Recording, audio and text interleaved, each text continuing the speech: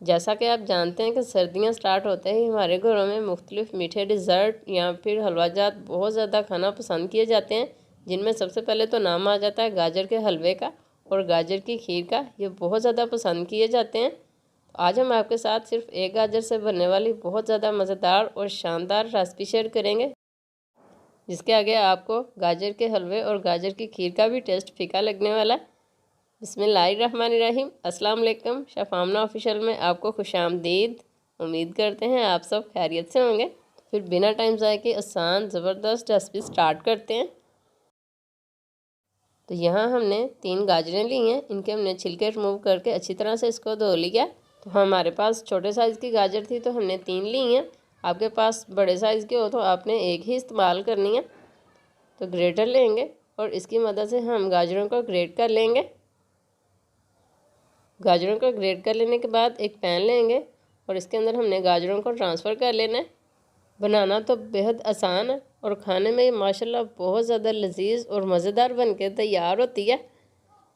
तो गाजरों को पैन में डाल लेने के बाद हम इसमें 3 से 4 खाने के चम्मच चीनी भी डाल देंगे। तो आप ये रेसिपी बनाकर इसको फ्रिज में भी रख सकते हैं 1 हफ़्ते के लिए। अचानक मेहमान आ जाए, उनको चाय के साथ सर्व करें, इंशाल्लाह ये उनको भी बहुत ज़्यादा पसंद आएगी और वो आपसे पूछे बगैर नहीं रह सकेंगे कि आपने ये बर्फ़ी कहाँ से मंगवाई है। ये माशाल्लाह बनती ही बहुत ज़्यादा मज़े की है।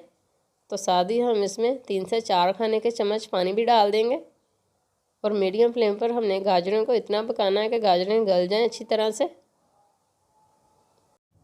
यकीन करें बहुत ज़्यादा मज़े की बनती है। इसको बना लेने के बाद आप गाजर का हलवा और गाजर की खीर खाना भूल जाएंगे। उनके टेस्ट भी इसके आगे फीके लगने वाले हैं आपको। तो गाजरों को कवर करके मीडियम फ्लेम पर पकने के लिए छोड़ देंगे। साथ ही हम दूसरा काम कर लेते हैं। 1 कप पानी लेंगे और इसके अंदर 2 खाने के चम्मच मैदा डाल देंगे और 1 खाने का चम्मच कॉर्नफ्लोर लेंगे, ये भी हम इसमें डाल देंगे और इसको हमने अच्छी तरह से मिक्स करना है ताकि इसमें कोई गुठली ना रहे। तो अच्छी तरह से मिक्स कर लेंगे और साथ ही हमारी गाजरें भी माशाल्लाह से यहाँ पे आप देख सकते हैं कि गल चुकी हैं। तो हल्की सी हम इसकी भुनाई कर लेंगे। तो यहाँ आप देख सकते हैं कि गाजरों में हल्का हल्का पानी है। तो इसको हमने अच्छी तरह से पका लेने के बाद ख़त्म कर लेना है, यानी कि पानी को हमने खुश्क करना है और फिर हम फ्लेम ऑफ करेंगे और इसको चूल्हे से उतार के नेक्स्ट स्टेप में आएंगे। अच्छा जी, यहाँ हमने फुल फैट दूध लिया है 2 लीटर। कप में देखें तो ये 8 कप बनते हैं। तो अब हमने जो मैदे और कॉर्नफ्लोर वाला मिक्स बना के रखा है अच्छी तरह से फिर से इसको मिक्स करेंगे और कढ़ाई वाले दूध में हम इसको ट्रांसफ़र कर लेंगे। इस स्टेज पर आपने फ्लेम को ऑफ ही रखना है। अच्छी तरह से मिक्स करेंगे, फिर हम फ्लेम को ऑन कर लेंगे और इसमें हम अच्छा सा एक उबाल आने देंगे। अच्छा जी, यहाँ आप देख सकते हैं कि दूध को हमने 1 से 2 उबाल दिला ली हैं। तो फ्लेम को हमने हल्का कर दिया और दूध पकना स्टार्ट हो चुका है। तो हमने यहाँ पे 2 खाने के चम्मच के करीब दही का जो पानी होता है वो लिया। तो दूध को फाड़ने के लिए ये पानी कम है, तो हम यहाँ पे 2 खाने के चम्मच वाइट सिरके का भी इस्तेमाल करेंगे। अब मीडियम फ्लेम पर दूध को पकते हुए हम इसमें दही का पानी शामिल करेंगे। तो अगर आपके पास दही का पानी ज़्यादा है तो आप उसमें विनेगर की जगह पर दही का पानी ही इस्तेमाल करें। अच्छा जी, दूध को फाड़ने के लिए इस बात का आपने ख़ास ख्याल रखना है कि जितना कम हो सके आपने इसमें विनेगर या फिर लेमन जूस इस्तेमाल करना है, क्योंकि अगर इसमें हम ज़्यादा लेमन जूस या विनेगर का इस्तेमाल करेंगे तो इसमें एक खट्टापन आ जाएगा जिसमें खाने में ये बिल्कुल भी अच्छी नहीं लगेगी। तो जैसा कि आपने देखा है कि हमने इसमें दही का पानी शामिल किया था तो ये बिल्कुल भी अच्छी तरह से नहीं फटा था। तो हमने इसमें 1 खाने का चम्मच विनेगर इस्तेमाल किया। तो इसको डाल लेने के बाद हम इसको अच्छी तरह से हिलाएंगे और देख लेंगे कि दूध फटा है कि नहीं। अगर अच्छी तरह से दूध नहीं फटेगा तो मज़ीद हम इसमें 1 खाने का चम्मच विनेगर लेंगे और इसके अंदर हमने अब पानी डाल लिया।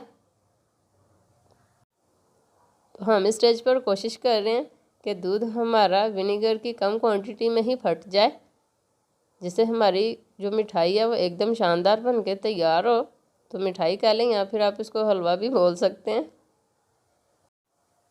तो माशाल्लाह इस तरह से हमने ये बनाकर तैयार की है। तो इसमें बिल्कुल भी खट्टापन नहीं है। तो आप देख सकते हैं कि दूध भी फटना स्टार्ट हो चुका है माशाल्लाह। चम्मच के किनारों से आप अंदाज़ा लगा सकते हैं। तो अब हमने इसको इतना पकाना है कि दूध फटने के बाद इसका जो दाना है थोड़ा सा हार्ड हो जाए, बहुत ज़्यादा हार्ड नहीं कर लेंगे। तो इसमें हमने जो कॉर्नफ्लोर और मैदे का इस्तेमाल किया, उसको इस्तेमाल करने का मकसद ये था कि जब हम दूध को फाड़ेंगे और इसका दाना बनेगा तो वो पकने के बाद सख्त ना हो, क्योंकि नेक्स्ट स्टेप में हमने इसको मज़ीद पकाना है। और ये देखें माशाल्लाह बहुत ही अच्छी तरह से हमारा दूध फट चुका है, ये देखें। तो मज़ीद हम इसको 2 से 3 मिनट के लिए पका लेते हैं। और फिर हम एक मलमल का कपड़ा ले लेंगे इस तरह से, और इसको हमने एक बड़े बाउल के ऊपर रख लेना है। और हमने जो दूध फाड़ा इसको स्ट्रेन कर लेंगे, यानी कि इसका छीना जो है हम सेपरेट कर लेंगे। तो इस स्टेज पर हम आपको फिर से एक बार बता दें कि इसमें आपने लेमन जूस, विनेगर या फिर आप दही का पानी जो भी इस्तेमाल करें ना, कम क्वांटिटी में इस्तेमाल करें, वरना आप जो डिज़र्ट तैयार करेंगे वो खट्टा हो जाएगा, जिससे वो टेस्ट में भी अच्छा नहीं लगेगा। तो इस तरह से हम इसको पकड़ लेंगे ताकि अच्छी तरह से हम इसके अंदर से पानी निकाल सकें। और वापस हम इसको कढ़ाई में ट्रांसफ़र करके साथ ही हम इसमें आधा कप चीनी डाल देंगे। चीनी डाल लेने के बाद हमने इसको इतना पकाना है कि इसके अंदर जो इजाफी पानी है उसको हम ड्रेन कर सकें, यानी कि खुश्क कर लें। तो चीनी को पहले डालने का ये मकसद था कि चीनी अच्छी तरह से इसमें मिक्स भी हो जाएगी। चीनी और चीनी का पानी जो है वो खुशी खुशी अच्छी तरह से ड्राई हो जाएगा। तो इस स्टेज पर हमने फ्लेम को लो ही रखना है। और इस स्टेज पर आपने हैवी बॉटम बर्तन का इस्तेमाल करना है। अगर हल्का होगा तो नीचे से हमारा छीना लगना स्टार्ट हो जाएगा। अच्छा जी, यहाँ इसको पकते हुए 8 से 10 मिनट गुजर चुके हैं और पानी को अच्छी तरह से हमने खुश्क कर लिया। अब हम इसमें 1 खाने का चम्मच भर के घी डाल देंगे। घी डालकर मज़ीद 1 मिनट के लिए पकाएंगे और फिर हम इसको गाजरों वाले पैन में ट्रांसफ़र कर लेंगे। तो घी डालने का मकसद ये था कि ये बर्तन के साथ चिपके ना। पैन में डालने के बाद मज़ीद हम इसको 1 से 2 मिनट के लिए पकाएंगे। तो आप देख सकते हैं कि घी डालने से ये बिल्कुल भी बर्तन के साथ नहीं चिपक रहा। 1 से 2 मिनट मज़ीद पका लेने के बाद हमने जो गाजरें पका के रखी थी वो इसमें डाल देंगे। गाजरों को डालकर हमने फ्लेम को ऑफ़ कर देना है और अच्छी तरह से मिक्स कर लेंगे। और आप देख सकते हैं कि माशाल्लाह अभी से ही इसकी लुक कितनी खूबसूरत लग रही है। स्टेज पर हमने फ्लेम को ऑफ़ कर दिया हुआ है और ये देखें माशाल्लाह।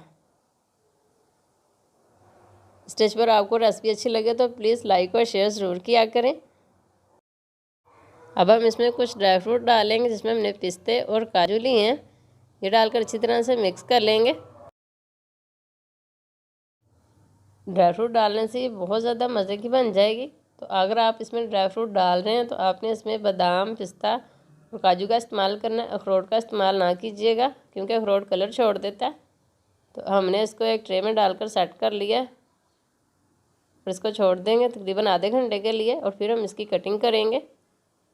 तो ड्राई फ्रूट्स हों तो आप इसमें ज़रूर इस्तेमाल करें, वरना आप इसको एज इट इज़ भी इस्तेमाल कर सकते हैं। तो स्क्वायर पीसेस में हम इसकी कटिंग कर लेंगे। इस तरह से खूबसूरत सी कटिंग कर लेने के बाद हम आपको अंदर से भी इसकी लुक दिखाएंगे। और ये देखें माशाल्लाह अल्हम्दुलिल्लाह बहुत ज़्यादा खूबसूरत लुक और खाने में एकदम लाजवाब, दानेदार और मुंह में घुल जाने वाली हमारी ये बर्फ़ी बनके तैयार हुई है। बनाना बेहद आसान है, बजटफुल रेसिपी है। तो आप इस रेसिपी को ज़रूर ट्राई करें और कमेंट सेक्शन में हमें अपना फ़ीडबैक दें कि आज की हमारी ये रेसिपी आपको कैसी लगी। तो मज़ेदार और शानदार सी बर्फ़ी बनाकर खाएं, खुद भी और अपने घर वालों को भी खिलाएं। मेहमान आ जाएं तो आप उनको भी बनाकर खिलाएं। मिलते हैं इसी तरह की आसान, ज़बरदस्त और बजटफुल रेसिपीज़ के साथ। खुश और आबाद रहें, हमें भी अपनी दुआ में याद रखिए। अल्लाह आपका हामी नासिर, अल्लाह पाक आपको तमाम परेशानियों से महफूज रखे और ढेर सारी खुशियाँ आपके नसीब करे। अल्लाह हाफिज़।